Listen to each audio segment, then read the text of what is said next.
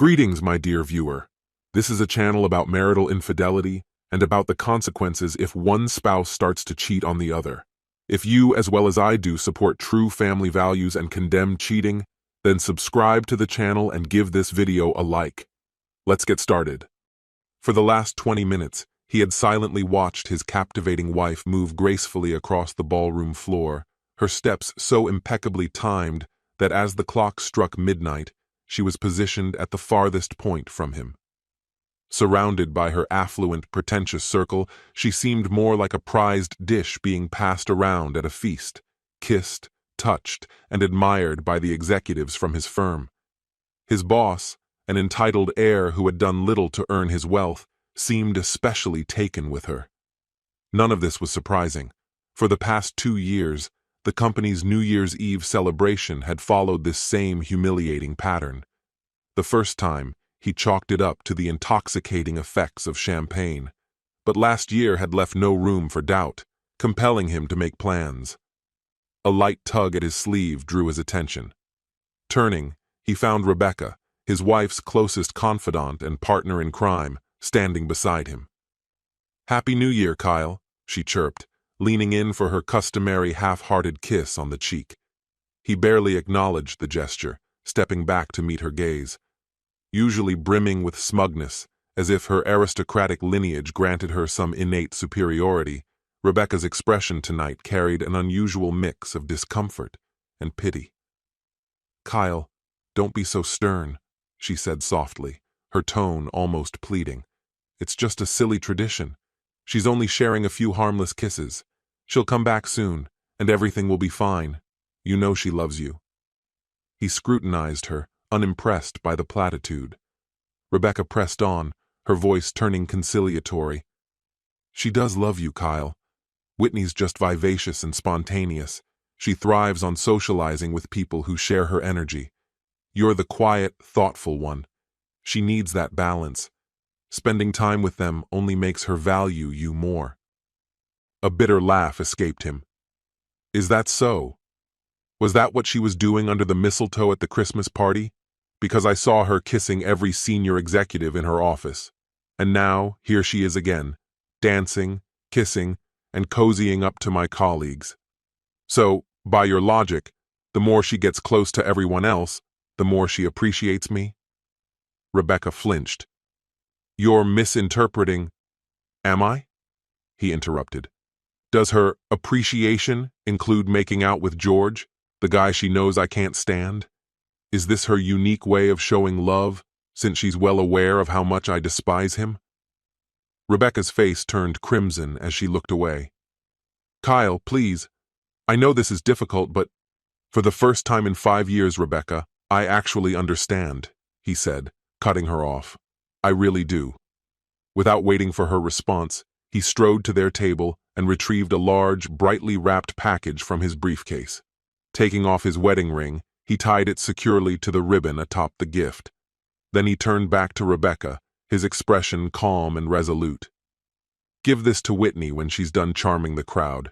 Wish her a happy new year from me. I hope 2025 brings her everything she truly deserves." "Kyle, wait!"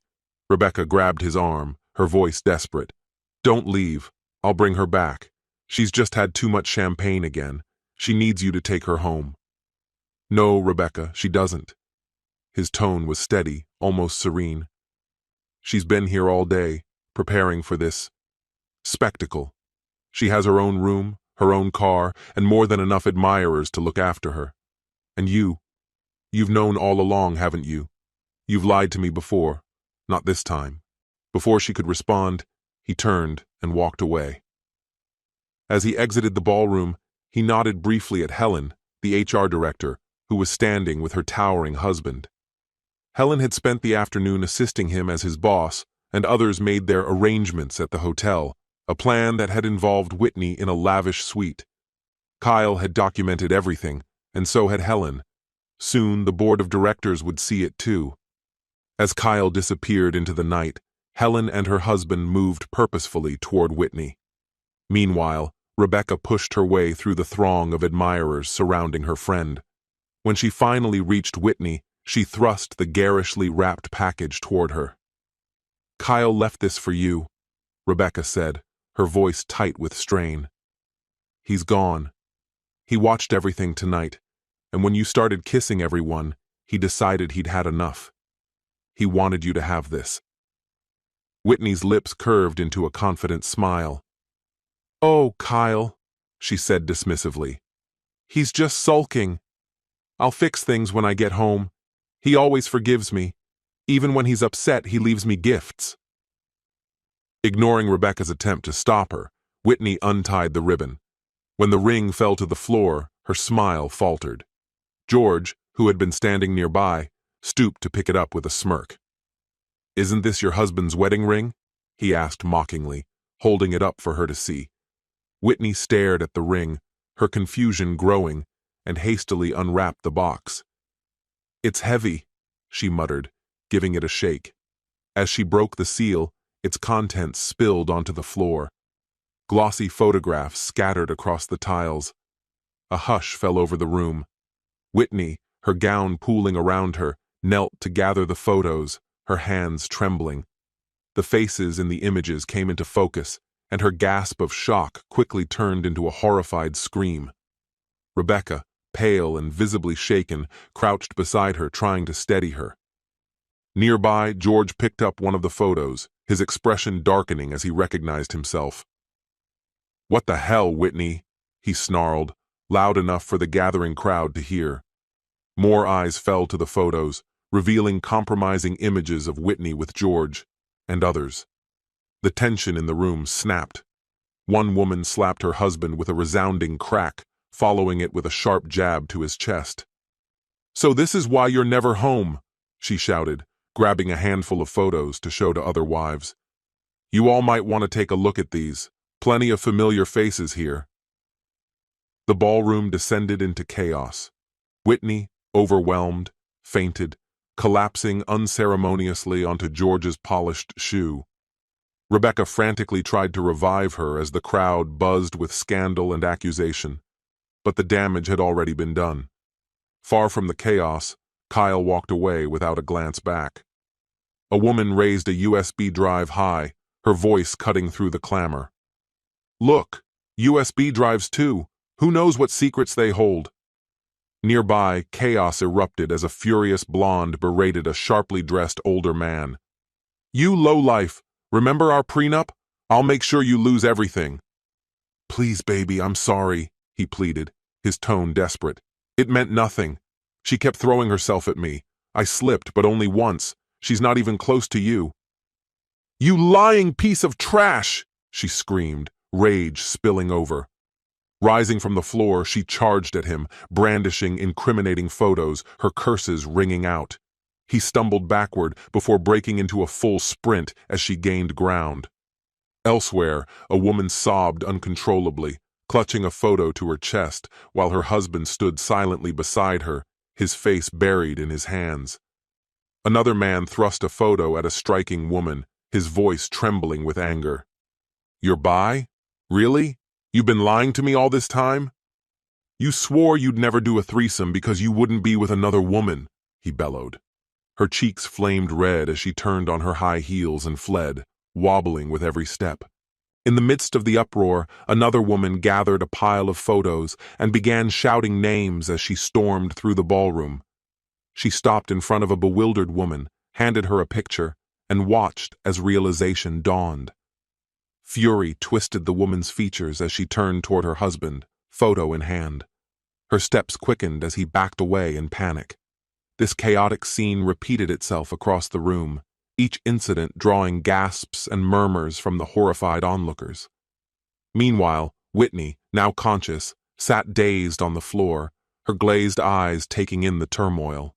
A man in a perfectly tailored tuxedo knelt beside her. Are you all right?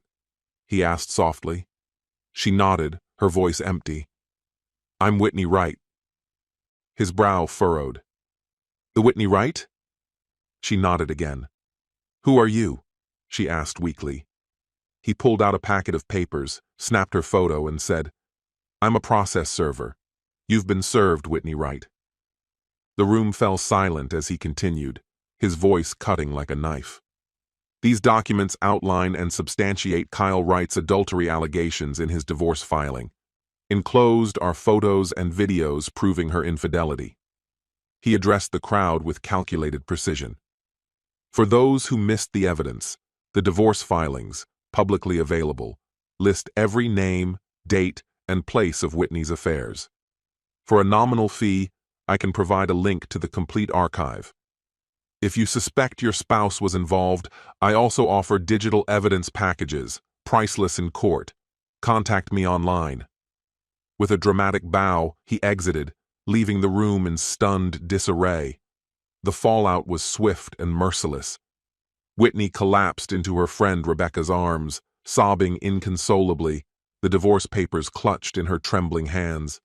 The admiration she once commanded had turned to disdain, pity, and disgust. The weight of her disgrace crushed her. "Collect those photos and burn them," George barked at his staff.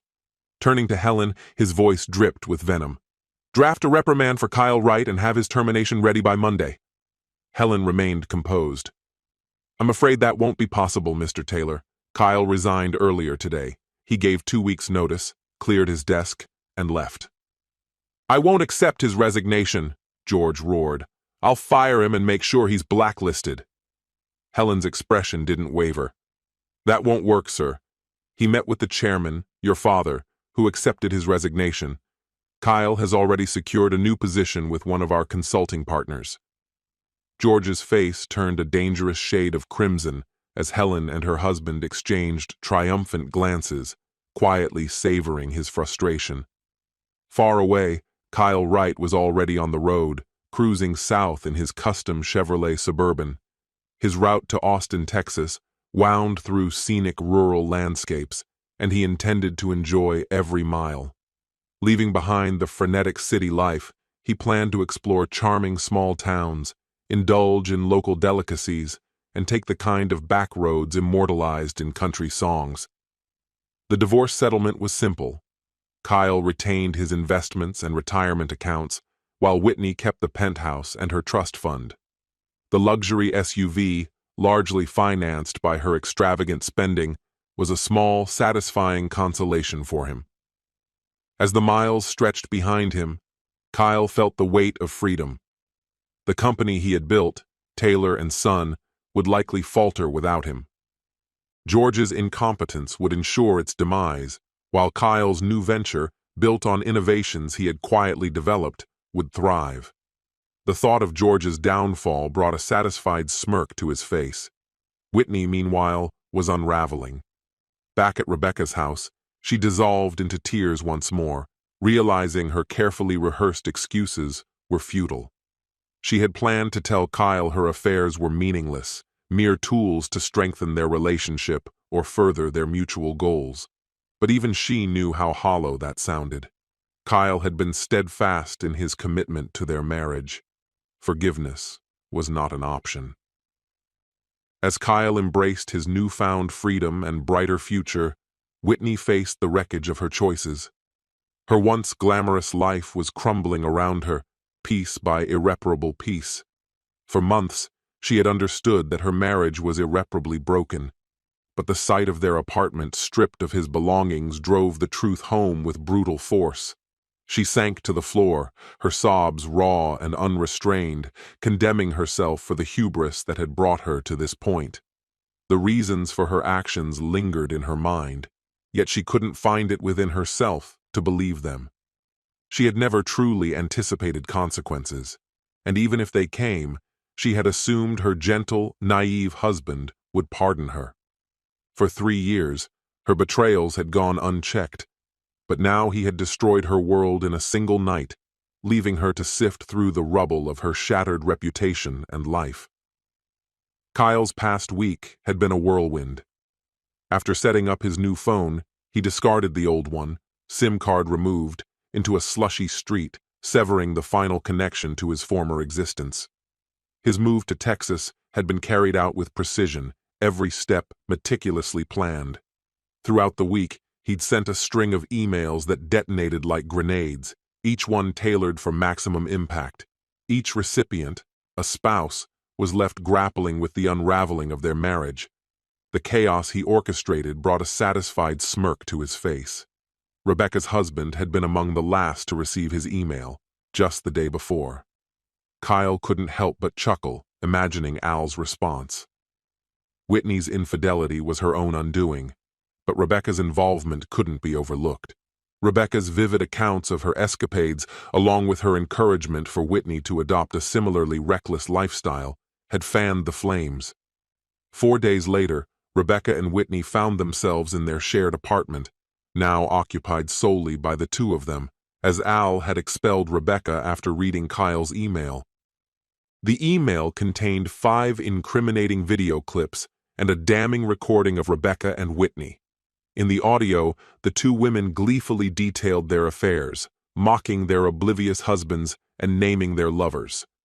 Furious, Al shared the recording with the wives of nearly every man mentioned in the conversation, most of whom he knew personally.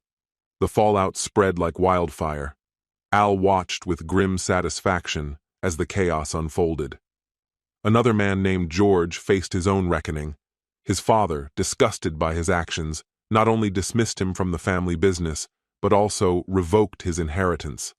Alongside George, the company's upper management, tarnished by the scandal, was entirely replaced. George's father assumed the role of interim CEO, while Helen, newly promoted to vice president of talent acquisition, began recruiting top executives from across the globe to rebuild the firm. As for Kyle, his transition continued smoothly. He passed the MLK exit, turned onto Cesar Chavez, and caught a fleeting view of Lady Bird Lake as he neared the Austin Convention Center. Crossing Congress Avenue, he reached the luxurious high-rise condo at 70 Rainey, a temporary residence provided by his new employer. With 6 months of rent prepaid, Kyle had time to search for his ideal home, one with a spacious yard, mature trees, and room for the dog he planned to adopt. In his mind, he envisioned a fresh start with a partner who valued loyalty and the prospect of building a life together, complete with children. His colleagues had already arranged a welcome barbecue where he'd be introduced as recently divorced, ensuring plenty of opportunities to meet single women.